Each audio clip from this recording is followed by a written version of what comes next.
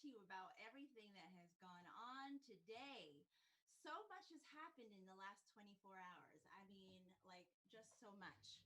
First of all, Andrew announced that he is running for mayor of New York City. Woo! I'm so excited. It's just amazing. So I'm just going to go through briefly everything that's like been accomplished in the last 24 hours. We dropped a video, and the last I heard, there was 2.9 million views and counting on that video. We dropped a website with just the beginning of Andrew's policies. This morning, Andrew was at a press conference full of press at the Morningside Park. Thousands of people were watching that live stream. And we also were able to announce Richie Torres' endorsement. So exciting. I hope you guys caught them together on Andrew's IG. And what did he go to next? He headed over to Queens. After he was with Richie in the Bronx, he headed over to Queens, and he was with Donovan Richards. And then he finished out the day there in Brooklyn with Latrice Walker. How exciting. I mean, 24 hours. That's all that we accomplished. It's amazing. I think we are going to see a phenomenal campaign that you have never seen before. I'm so excited to be here to introduce to you people that are of New York City. That we have a team here of folks in the room in the live town hall. As we do things virtually these days, just want everyone to give a little wave to the audience. All right, Yang Gang, it's a very exciting time for us. We are starting a new campaign, a new day. And if you aren't yet Yang Gang, hopefully after this live stream, you will be. It's very exciting to be starting another campaign. It's just a wonderful time to get New York back connected to something. You know, like, I know we've all been struggling. It's been 2020 was a hard time. It was definitely, I know it was for me. I'm sure it was for you.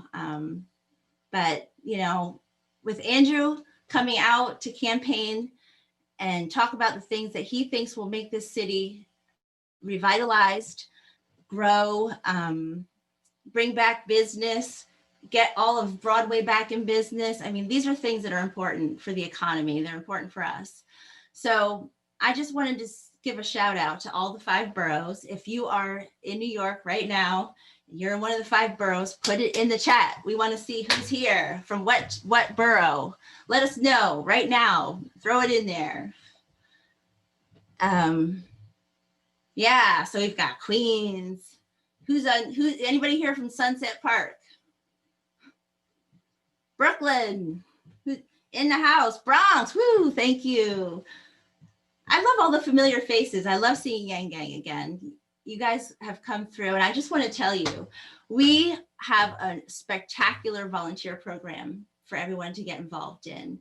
And what we're doing this time, we're doing relational organizing. I'm going to talk about that at the end a little bit more, but we have a really cool program that we're going to be using. It's an app on your phone that makes each and every one of you somebody that could reach out to your neighbors, coworkers, family. Even if you're not in New York, we're going to set that up so all of you can be involved in our campaign. So I really suggest strongly that you go to our Mobilize page and sign up for the first orientation this coming Sunday. It's really important that we get that going.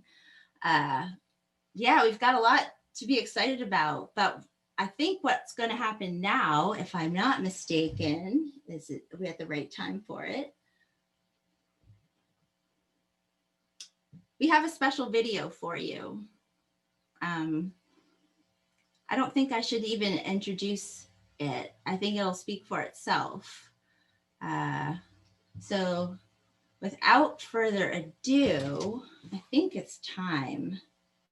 I might want to delay just a little bit more just to make sure that we give enough time for the man of the hour to show up. He's a busy guy. He's out there doing interviews all the time, talking to the press, talking to people, getting to know our communities. So I think yeah, let's play the video. Roll the video, Mike. Thank you. Hey, what's up, New Yorkers? Now, as you know, the past 10 months have been scary and difficult and painful for many, many, many of us. many of our communities that I care about so passionately, the Latino community, the Black community, the Jewish community, the Asian community, the gay community, theater community, all of New York City is my community. And they're hurting badly right now. Even with the vaccine, it's going to take a hell of an effort to get New York City back to where we were. But I do know one guy running for mayor who's got the ideas and the enthusiasm to get us there, and that's Andrew Yang. Like a lot of my fellow parents, I got turned on to Andrew Yang during his presidential campaign from my kid, who really wants $1,000 a month. And I said, "Sure, son, let me get that for you." And then I started learning a lot about Andrew and what he believes in. And suddenly I was 100% Yang Gang. That's right, Yang Gang. Now, if anyone has the brain, the energy, and the empathy to bring New York City back, it's Andrew. He's got real plans to lift our communities out of poverty, to get people back to work, and to turn the lights back on Broadway and revive the entertainment industry, which I care deeply about. And that's why I'm so excited and proud to introduce my friend, the next mayor of the greatest city in the world, Andrew Yang. And you may be asking, why are you excited about Mayor Andrew Yang? What makes you believe in Andrew? Why is Andrew the candidate to save New York? What does New York need from its next mayor? I'll tell you, because New York means everything to me. And Andrew Yang is a New Yorker.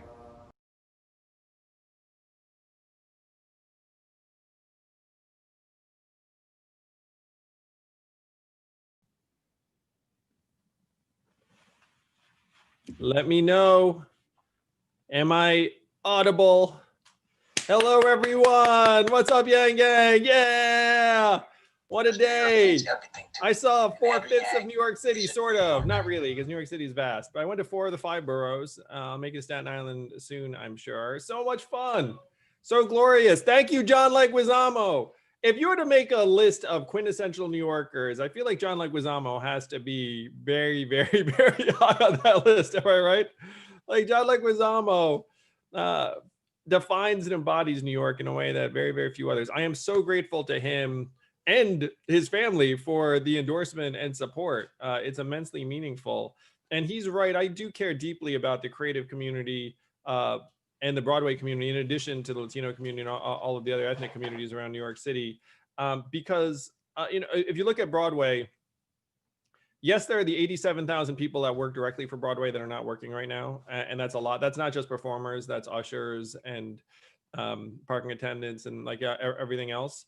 But there's something very, very unique about Broadway and its stature as like the temple to a particular type of performance or art. Like I remember the first time I went to a Broadway show, I was Phantom of the Opera when I was 13. Go ahead and like everyone yell out like what the heck your first Broadway show was, or type it into the box if you're here on Zoom. But mine was Phantom of the Opera. Lion King. Lion King, Rent. Oh, let's read some out. This will be fun. Someone saw Hamilton as their first show. That blows my mind because Hamilton was awesome. And incidentally, like Aladdin, Miss Saigon, Mamma Mia, Wicked, excellent. Do I sound like a Broadway nerd in that I've seen a lot of these shows? Like I genuinely have seen a lot of these shows though. So John's 100% right that we need to do everything we can to reopen Broadway for reasons not just economic, but human and cultural. So grateful to John. So grateful to everyone who's here watching tonight. I cannot wait for this mayoral campaign to just keep on gathering steam. Want to thank each and every one of you. I will say a couple of things just because, yeah, Phantom of the Opera, me too.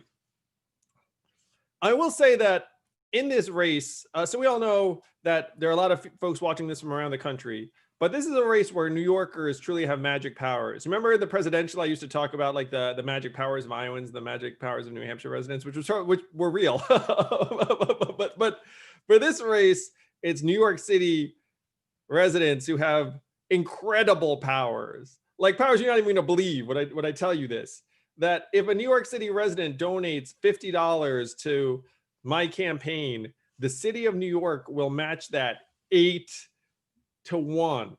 If you donate $50 to this campaign, the city gives us $400. If you donated $10, they give us 80. If you donate 250, they give us $2,000. Like it's awesome. I love it. I think most people who know me know that I love public campaign financing.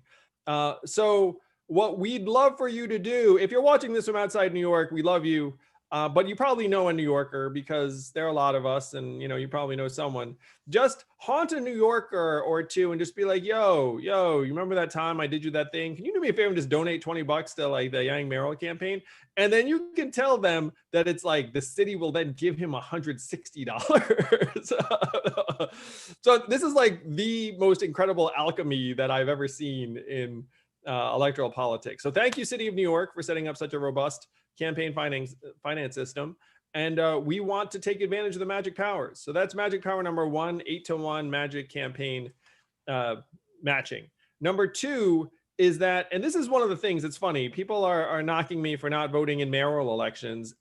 The proportion of New Yorkers who don't vote in mayoral elections is something like 87% or 90%. Like you're actually very, very, no offense, but you're kind of distinct if you do vote in mayoral elections. You're literally like 10%. And that's awesome. I mean, love it. So if we activate more New Yorkers to actually vote in the mayoral election, we can actually change those numbers very, very quickly, because a lot more people voted for Joe Biden, for example. The turnout there was, I think, about 3 times higher than it was for the mayoral, maybe even higher than that, maybe 4 times higher. So if we get more people activated to vote in the mayoral, that's a huge win. It's great. The magic powers of New Yorkers on this one, just awesome. So please do get out the word to your friends in New York City. Let them know they can make magic happen like that. They owe you a favor. Maybe they they owed you $20. Just be like, don't give it to me, give it to Yang, and then the city will give them 160. So as you can all tell, I'm already in the weeds of the mechanics of the race. That is the way my brain works, and that's the way my brain's working on the problems in New York City too. Because I see a problem in New York City and I think, maybe we can do something about that. But the only way we can actually be in position to do something at the biggest level here in New York City is to do the work, compete, get the word out, and win this race. Thank you so much for being here today. I think I'm going to get some questions from the awesome Yang Gangers here in the Zoom in New York City. And I know people on YouTube and other channels, if you put in questions too, I have been told that we're going to take some of those too, because we love you just as much. Maybe not quite as much. We love these people a little bit more, but we love you too. Erica, you want to invite some people for some questions? Absolutely. And thank you, yes, YouTubers and Twitterites and everyone else that's here. First question that you're going to get is from Monty. Monty, unmute yourself. Yes. Hi. Can you hear me? Hey, Monty, How are you? So many familiar faces here. Hey, Nell. Hey, Will. Hey, Tyler. Wow. Hey, Jasmine. So I'm from the Bronx, and I taught elementary school for 20 years. Then I co-founded a charter school and served as its principal for 14 years. And also I started the Humanity Forward K-12 Facebook group. So people inside the meritocratic bubble don't understand that we are truly in an education apocalypse in New York City. In your book and in the 2019 campaign, you raised ideas that could revolutionize New York City public schools. And I want to ask if you could promise to make K-12 education one of your top 4 pillar issues this campaign. Monty, first, thank you for everything you've done for so many kids. Wow, like what an educator's educator. Let's give it up for Monty. How many lives has he touched? Probably more than just about any of us. I counted 7,000. 7,000 lives. I mean, who can have that kind of impact? Not many people. Monty, of course, K through 12 is going to be one of my top priorities, if only just because I've got 2 children. I wouldn't be able to go home at night if I was doing work and then Evelyn was like, hey, how about our child's public school, should sort of be front and center. And it's the right thing to do on a human level. It's the right thing to do on a personal level. It's the right thing to do on an economic level. It's the right thing to do on an equity level. So 100%, we need to do more for folks like you, Monty, who are doing the work. And one of the things that I say to educators, we need to set more educators up to be able to succeed. if you talk about an educational apocalypse in New York City, like that scares a lot of people. You know, we have to make it so that schools are actually putting kids in position to succeed, and teachers know that they're getting the support they need. Thank you for everything you've done, Monty. But yeah, it's going to be a top priority for me for sure. Can I follow up very quickly? Can you try to build a voting block of parents and teachers, because people are sick and tired of the platitudes and false promises that other candidates are giving. You know, Monty, I just ran into a supporter today on the trail who said they were part of like a Parents for Yang group. I wonder if they're here today. They might be. But they said the same thing, is like we need to get a group of parents together to try to vote for the parents' interests. And there is like a real nagging concern that a lot of us have, that there are various institutional layers that are making decisions that affect families in different ways, and then the families are like, huh? like looking around. So I would love to have a parents group activated so that families feel like their interests are actually leading in City Hall. Thank you. Thank you, Monty. Thank you so much. Just because we are limited on time, if we could just stick to the first question. Oh no! Great. Am I too long-winded, Erica? No, you're awesome, Andrew. I'll stay here all night. Andrew. All right, so we have a question from someone in the chat on YouTube, Sonic Fan.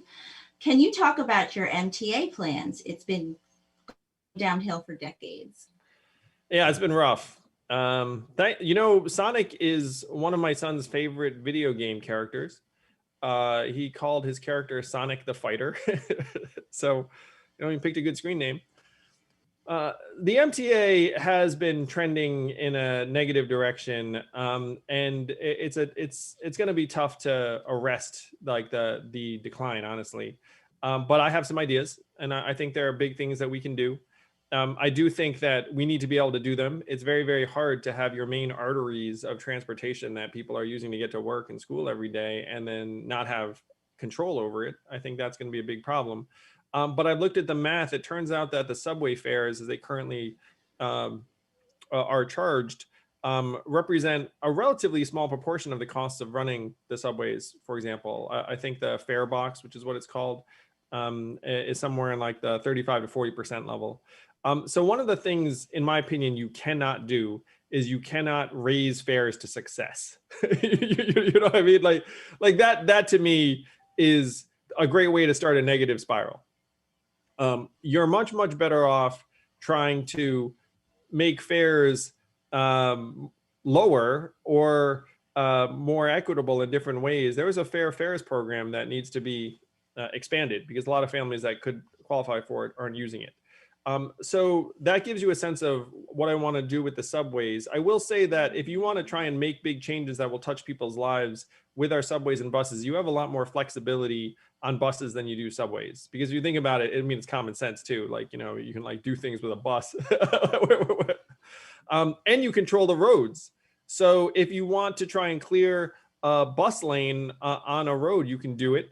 And the goal has to be to try and increase people's sense of the reliability of however they're getting around. So what happens is if someone has enough negative experiences and then be like, hang it, you know what I mean? Like, so you have to invest in like segments that are really, really reliable. So if you can imagine, for example, a bus corridor with an electric bus going back and forth and it's very, very reliable, like that actually can change people's commuting habits. And that's the kind of thing we can do that does not break the bank.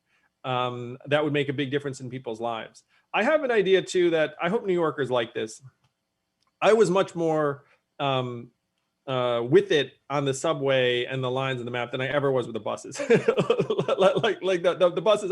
Hopefully this does not, you know, like make someone out there be like, oh, you know, I mean, like love the buses, but I was just much more cognizant of the subway lines. And so one of the ideas I have is like, look, there might be certain bus lines that you make into virtual subways where you stick it on the subway map in a transportation desert. And then people start thinking of it as a subway, but it's like an above ground subway. And it's just a very, very reliable electric bus that goes back and forth. I think that actually might make it more real for a lot of New Yorkers. Pre-pandemic, about 5.5 million people rode the subway every day. Buses was like 2.2 million, something like order of magnitude. These numbers are about right. So one way to get more people on more buses is essentially to like lead them to the buses from the subway map. Linda agrees with you. She just said in the chat, oh my gosh, why hasn't that happened yet? It makes so much sense to have a singular map. Okay, we have another question actually from Linda. If you would like to unmute. Okay. Hi, Erica. Hi, Andrew. Hey, Linda. Hey, Linda. Woo! So excited. I'm so happy you're running for mayor. And I was so happy also to hear you talk about Broadway and creatives at the beginning of this Zoom, because, you know, just amongst the Yang Gang, talking amongst ourselves, we kind of notice we do fall into buckets. There are a lot of creatives among us. Like just on the Zoom tonight, we've got musicians, like Broadway musicians, we've got artists, designers, actors, but we also have, you know, in our group, people like, you know, we have cabbies and baristas and people who work in hospitality. And sometimes we're all of those at the same time. And tech workers too. And we're like, well, what's the commonality? What is the commonality? I've been waiting to hear this for months. Here it is. We're all gig workers.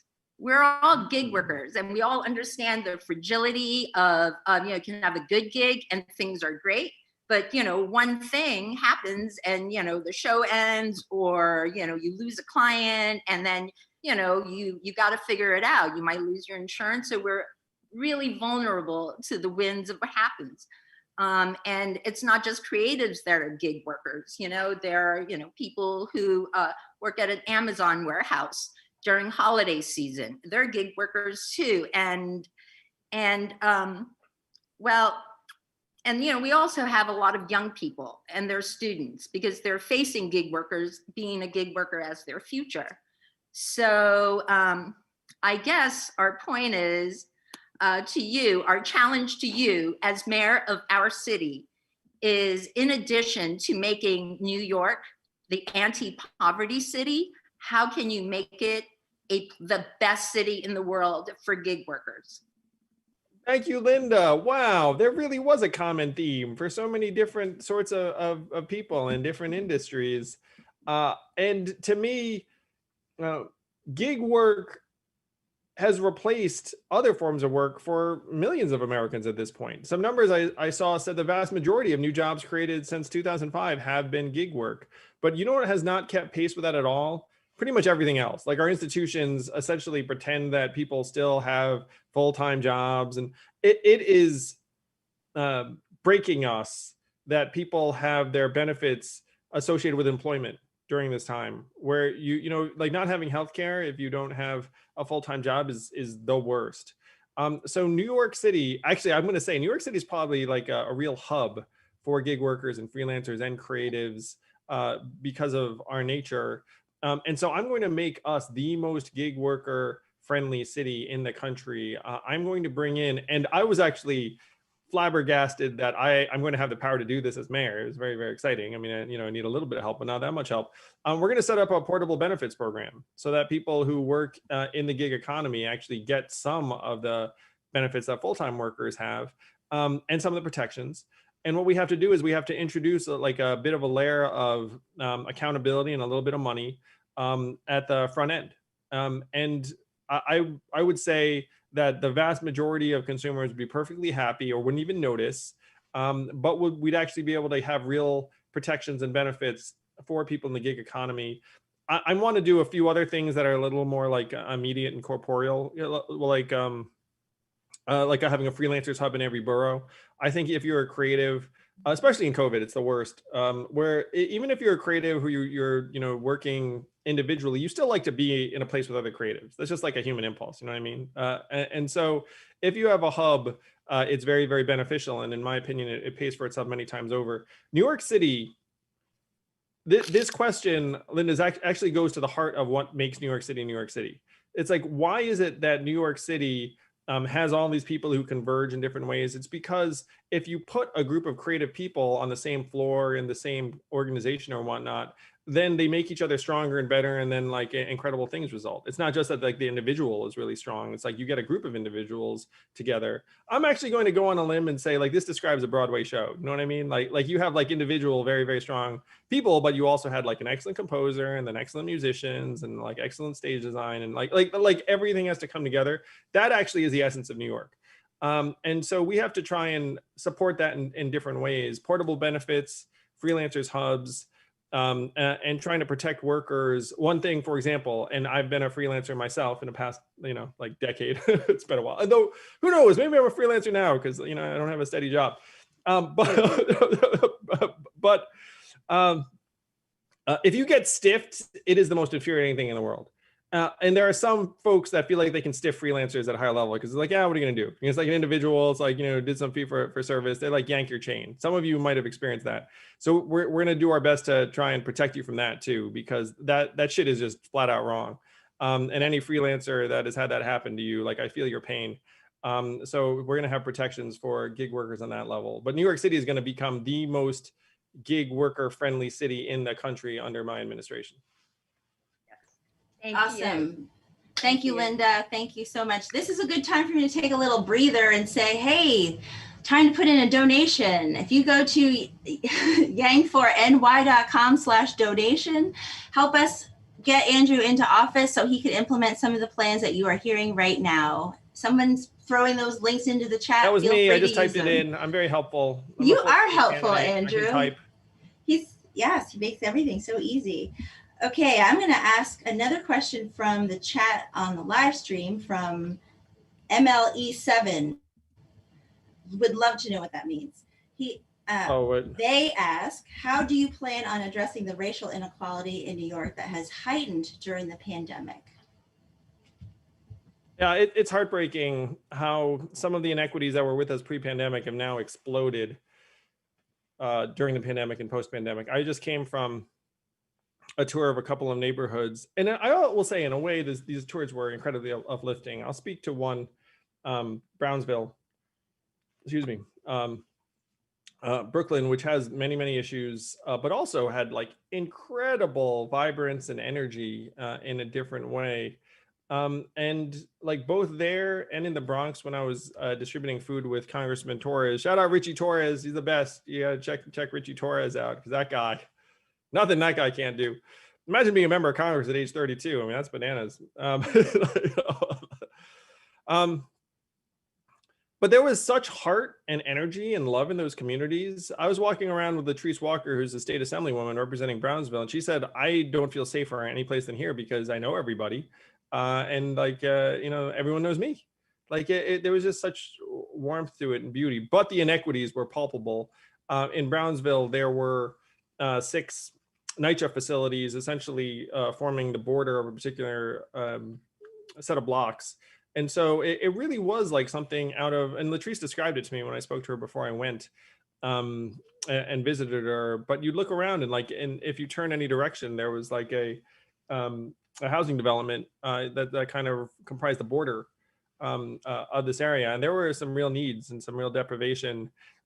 So the easy answer really is get more money into the hands of the people that need it the most, which we're going to do to the tune of $1 billion a year for starters, which I really think I can get it higher using some leverage.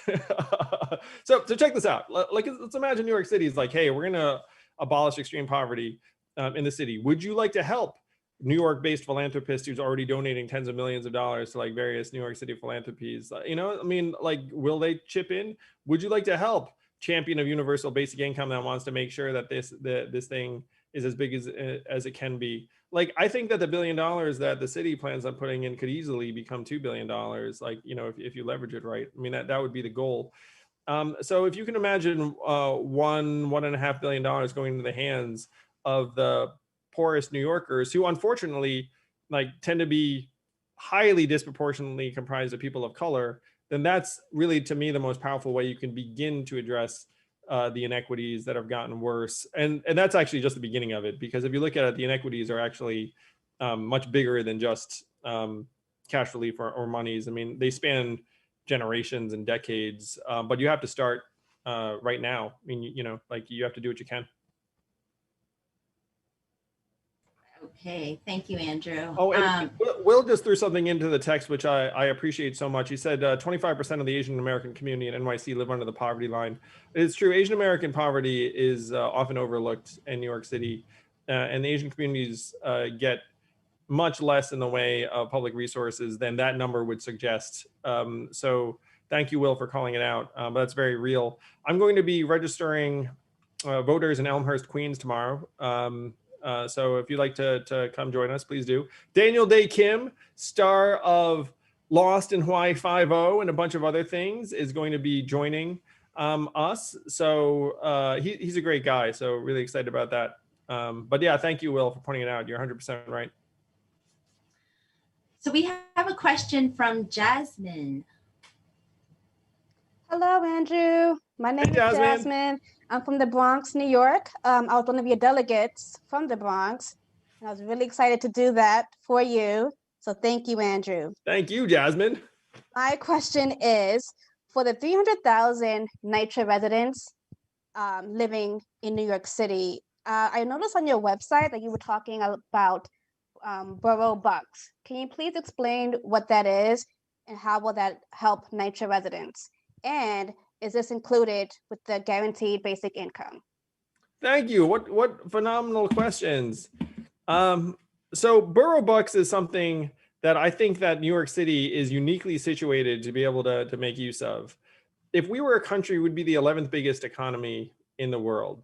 So I'm going to point out just a couple of examples of things that are going on that have inspired me where Boro Bucks are concerned. Number one is that Ithaca, New York, which is a much smaller economy than New York City, has this like local cash program, Ithacash, that gets used in various small businesses, and it circulates through their business community. Closer to home in New York, there are yeshiva schools. This I thought was genius as a parent, where they ask every parent in the school to buy, let's call it $1,000 worth of vouchers for local businesses.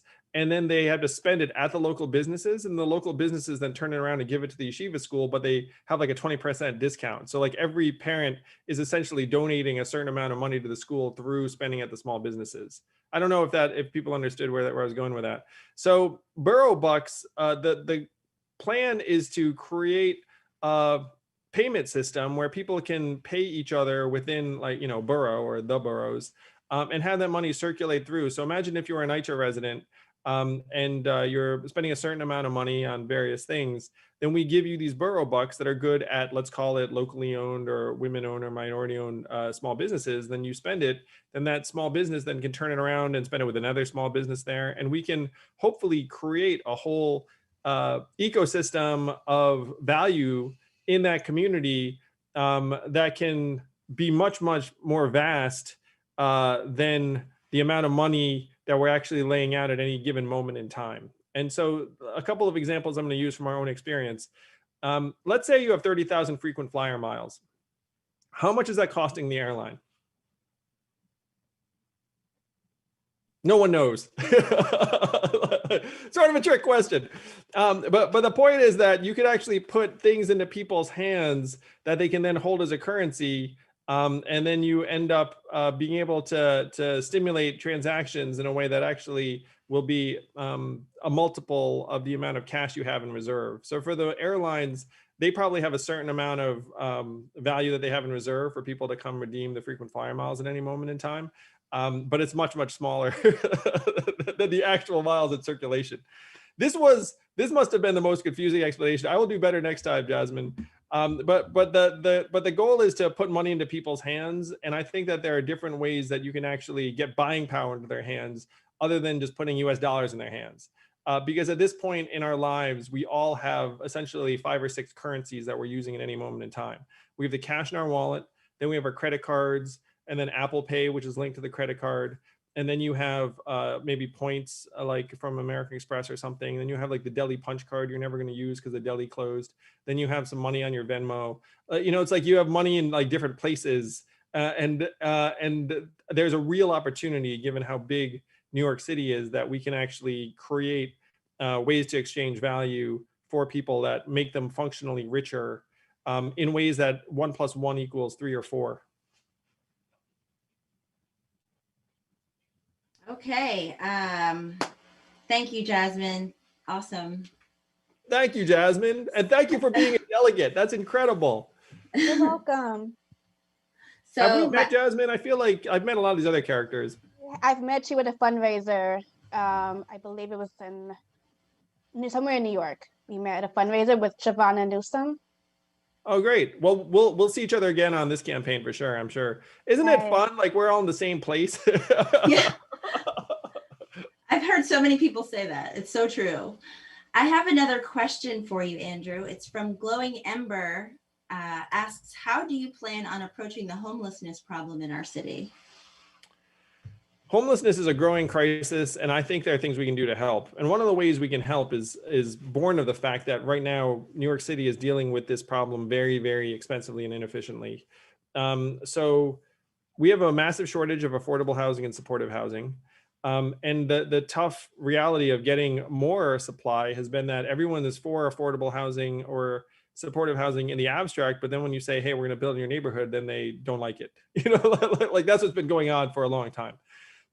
So now that we're in crisis mode, to me, we have to make use of the underutilized properties in New York that are lying vacant in many cases. And a lot of those are hotels. You can imagine a lot of these hotels that can you imagine these hotels right now are mostly empty. And a lot of folks right now are trying to figure out what to do with that hotel. To me, the move is to say to the hotel owner, look, we'll take it off your hands. We'll assume the liabilities, and then we can turn it into affordable housing very quickly. The thing that's happening right now is we're going to the hotel and the city is paying up to $200 a night to house someone that because we don't have a homeless shelter for that person. I don't think anyone thinks that's a good idea, because if you do the math on that, that adds up really quickly. That's like $50,000 a year, essentially, to house a homeless person. I mean, think about how wild that is. You could just give the person $50,000 and then they walk out and, I mean, a lot of them need more than just, that place to stay. But you understand what I'm saying. It's we're spending a lot of money. So that creates opportunities, because if you channel some of those resources towards struggling hotels, then you can actually activate beds very, very quickly.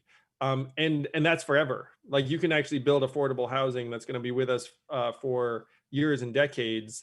But we should be doing this right now, because a lot of these hotel owners are trying to figure it out. It's not doing anyone any good lying dormant. You have a homelessness crisis on the other side and a shortage of shelter space. The shelters are getting overrun. And so we should be doing this right now. I don't understand why we're not doing this right now. So thank you, Andrew. I'm just going to do another public announcement. Don't forget to donate. Thank you so much for all that you have given so far. It's pretty exciting how well our campaign is doing on the first day. 2 million views on our video. Pretty exciting, Andrew. I have one more question that needs to be asked of you, and I think we'll wrap it up after that. Nell, do you want to ask your question that you've been burning to Nell, ask? how are you? No, not no. Andrew, how you doing? Andrew, how you doing? Can you hear me? Yeah, I can. Wow, what a background. Nell's a creative guy. You look, I mean, that looks freaking very real. It's making me pine after the Mets opening day. Yeah, well, I have a very tough question for you, Andrew. First of all, I want to tell you how happy I am that you are a Mets fan. And but this is the really tough question. Who's your favorite New York Met? Of all time or right now? I mean, I think it's an icebreaker question. Just kind of who's your favorite New York Met of all time? Of all time is fine. Of all time, I just have emblazoned in my mind. This is gonna date me. I'm sorry. Nell might get others. But I just remember Darryl Strawberry standing there at the plate, and it just seemed like he was going to hit it out of the park every time. He was there. He's so imposing. He had the bat, the waggle, and whatnot, the lefty swing. As a kid, I just thought he was a superhero. So Darryl Strawberry jumps out. In terms of current Mets, I have to say Jacob deGrom. I mean, that guy just can't seem to do anything but win. So those are the folks that come to mind, but there are a lot of the Mets that are these vintage years, and we had so many generations of good Mets. I really loved the John Olerud, Ray Ordonez, Robin Ventura, like era Mets. Like that was a really good, fun team. Yeah, You know, awesome.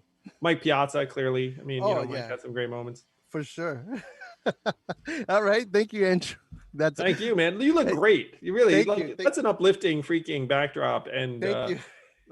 you know, and cap and He's- everything else. He's definitely made a lot of graphics for the Yang Gang, for sure. Oh, I don't know for if you sure. happened to catch his Spider-Man graphic.